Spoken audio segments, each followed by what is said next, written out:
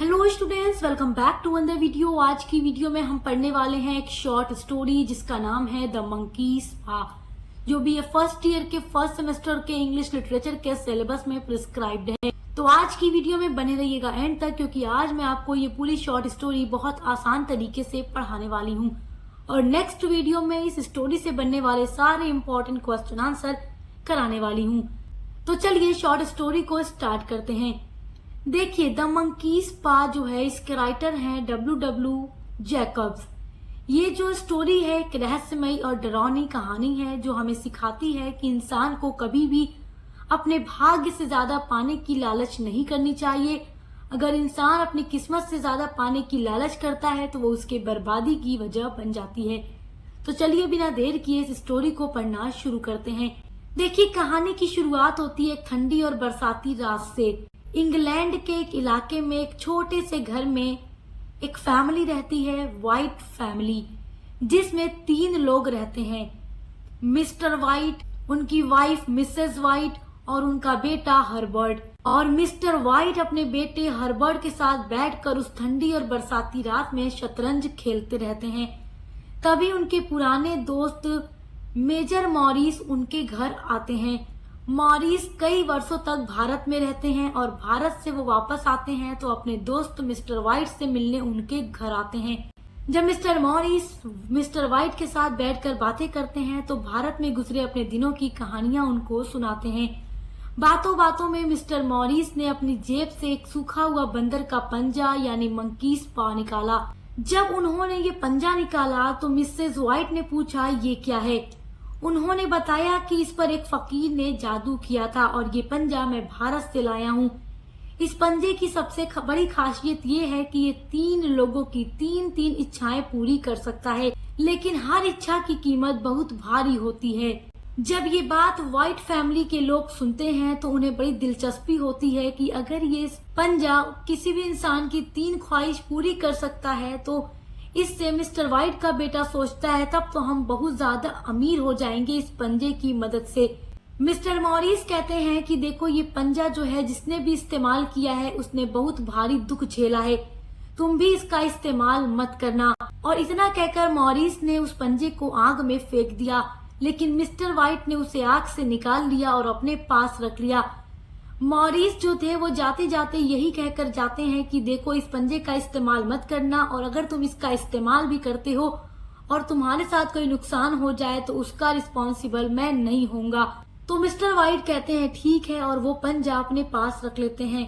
जब mister Morris उनके घर से चले जाते हैं तो रात में हर्बर्ट ने मजाक में अपने फादर से कहा कि फादर, चलिए इससे कुछ मांग कर देखते हैं कि क्या ये सच में इच्छा पूरी कर सकता है। तो वो सोचते हैं कि ऐसी कोई चीज नहीं है जिसकी मुझे जरूरत हो। तो उनका बेटा कहता है एक कर्ज हमें चुकाना है, क्यों ना उसके लिए 200 पाउंड मांग लिया जाए ताकि घर का कर्जा उतर जाए। मिस्टर व्हाइट ने अपने बेटे हर्बर्ट की बात सुनकर कहा ठीक है, चलो हम इस बंदर के पंजे से 200 पाउंड मांग लेते हैं। तो इतना कहकर मिस्टर व्हाइट ने उस पंजे को अपने हाथ में उठाया और इच्छा मांगी कि मुझे 200 पाउंड चाहिए। और इतना कहते ही उन्हें ऐसा लगा कि जो पंजा उन्होंने अपने हाथ में लिया है वो हिल गया, लेकिन सब कुछ सामान्य हो गया और उस तरीके से उन्हें लगा कि कुछ भी नहीं हो सकता, क्योंकि जैसे उन्होंने अपनी इच्छा मांगी तो वो इच्छा तुरंत पूरी नहीं होती है और अगला दिन हो जाता है। अगले दिन क्या होता है कि उनका बेटा तैयार होकर अपनी ऑफिस के लिए निकलता है। जब वो ऑफिस के लिए निकलता है तो थोड़ी देर बाद मिस्टर व्हाइट के घर का दरवाजा खटखटाया जाता है। जब वो दरवाजा खोलते हैं तो उनके बेटे की कंपनी का ही एक अधिकारी उनके घर आया है। उसे देखकर वो हैरान हो जाते हैं और पूछते हैं कि क्या बात है सर, सब ठीक तो है, आप यहाँ कैसे आए? देखिए, फैक्ट्री के जो अधिकारी मिस्टर व्हाइट के घर आकर उनको उनके बेटे की मौत की खबर सुनाते हैं। वो साथ में ये भी बताते हैं कि आपके बेटे की जो मौत हुई है वो फैक्ट्री की मशीन में ही किसी तरह से फंस कर हो गई है, इसीलिए कंपनी ने आपको मुआवजे के रूप में ठीक 200 पाउंड दिए हैं। उनके पास वो 200 पाउंड आ जाते हैं जिसकी उन्होंने इच्छा कल उस बंदर के पंजे से मांगी थी, लेकिन उसके बदले उनको अपने बेटे की ही जान चुकानी पड़ती है। यानी 200 पाउंड तो उन्हें मिला लेकिन उनके बेटे की मौत हो गई और बेटे की मौत के मुआवजे के रूप में ही उन्हें 200 पाउंड मिल जाता है। अब ये जो पाउंड मिस्टर वाइट को मिला है, उस पाउंड की अब कोई खुशी उनके लिए नहीं है, क्योंकि उनके बेटे की मौत हो गई। इच्छा तो पूरी हो गई, लेकिन बेटे की जान चली गई।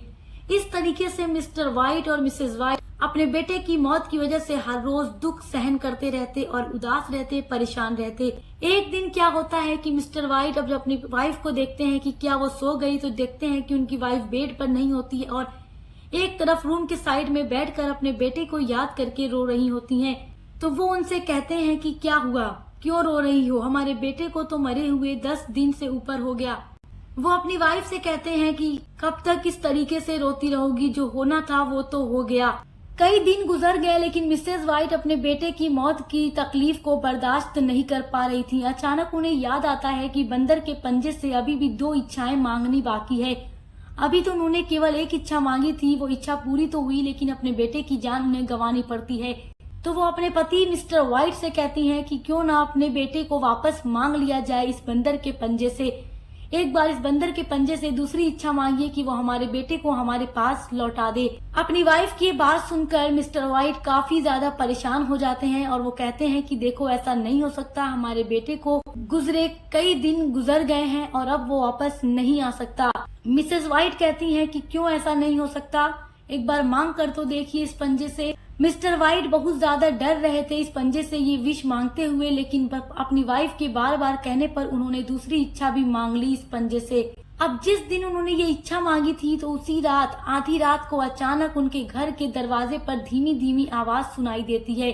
फिर दरवाजे की दस्तक तेज हो जाती है और दरवाजा कोई खटखटाता है। दरवाजे की खटखटाहट सुनकर मिसेस वाइट खुशी से चिल्लाती हैं कि मेरा बेटा वापस आ गया, मेरा बेटा वापस आ गया, मेरी जो इच्छा थी वो पूरी हो गई।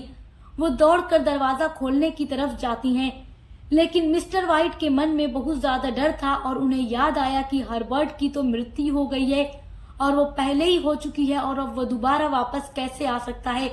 अगर वो आया भी होगा तो वो पहले जैसा नहीं होगा, उसकी जो स्थिति होगी वो बहुत ही भयानक होगी। उन्हें डर था कि अगर उनकी वाइफ दरवाजा खोल दे तो उन्हें कौन सा मंजर दिखेगा, किस तरीके से उनका बेटा उनको दिखेगा।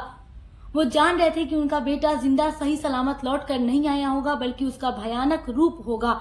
उतने में उन्हें याद आता है कि तीसरी इच्छा मांगनी अभी भी बाकी है। उतने में वो बंदर के उस पंजे को अपने हाथ में उठाते हैं और डरते हुए कहते हैं कि मेरी तीसरी इच्छा ये है कि जो कुछ भी बाहर है वो हमेशा के लिए वापस चला जाए। और उसके बाद जैसे ही मिसेस वाइट दरवाजा खोलती हैं तो बाहर कोई नहीं था, सड़क सुनसान थी, केवल ठंडी हवा चल रही थी और इस तरीके से ये कहानी खत्म हो जाती है।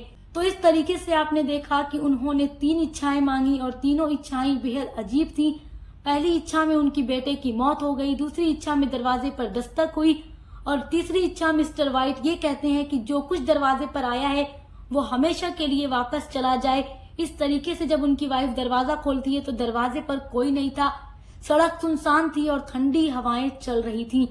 तो उम्मीद करती हूँ कि इस स्टोरी की समरी आप बहुत अच्छे से समझ गए होंगे। आइए अब जान लेते हैं कि इस स्टोरी से हमें क्या मैसेज मिलता है। देखिए, इस स्टोरी से पहला मैसेज तो हमें ये मिलता है कि हमें कभी भी लालच नहीं करनी चाहिए, और दूसरा मैसेज ये मिलता है कि भाग्य को बदलने की कोशिश नहीं करनी चाहिए, क्योंकि कभी कभी इसका जो परिणाम है वो काफी सैड होता है। और तीसरी सीख हमें इस स्टोरी से ये मिलती है कि जो कुछ भी हमारे लाइफ में हो रहा है उसे एक्सेप्ट कर लेना ही समझदारी है। अगर आपको ये स्टोरी पसंद आई है तो हमारे वीडियो को लाइक जरूर कीजिएगा, चैनल को सब्सक्राइब कीजिएगा, दोस्तों के साथ शेयर करना मत भूलिएगा। अब मिलते हैं अगली वीडियो के साथ।